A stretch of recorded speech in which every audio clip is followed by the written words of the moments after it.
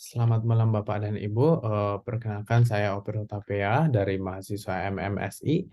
Di sini saya akan menjelaskan studi kasus yang saya angkat di UAS terkait Emerging ICT Issues and Valuation.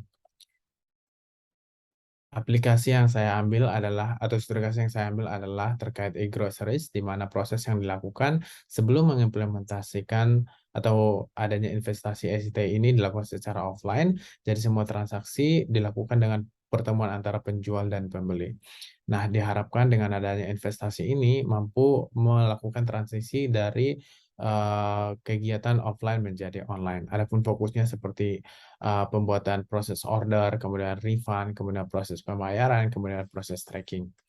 Nah, di dalam manfaat investasi yang akan dirasakan adalah adanya pengembangan e-groceries platform jual beli secara online. Dengan investasi ini diharapkan dapat menjawab kebutuhan pelanggan untuk bertransaksi, sehingga dengan itu dapat melakukan transaksi kapan saja dan di mana saja, kemudian mengurangi physical distancing sesuai anjuran pemerintah, kemudian tidak adanya proses tawar-menawar di dalam aplikasi.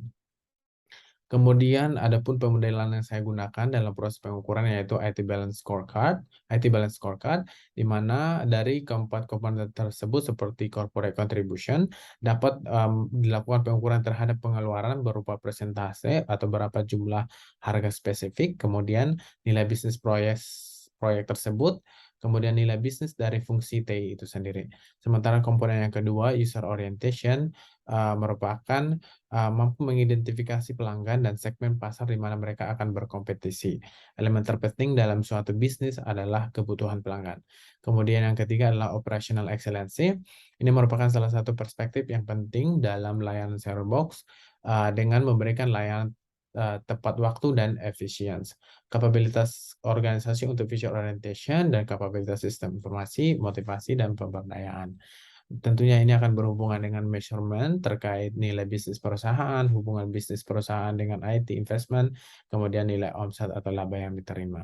Kemudian tipe pengukuran yang dilakukan adalah secara tangible dan intangible, di mana tangible ini mampu menghitung atau mengukur investasi SITI yang diharapkan dapat menghitung dengan pasti melalui angka atau persentase yang diberikan.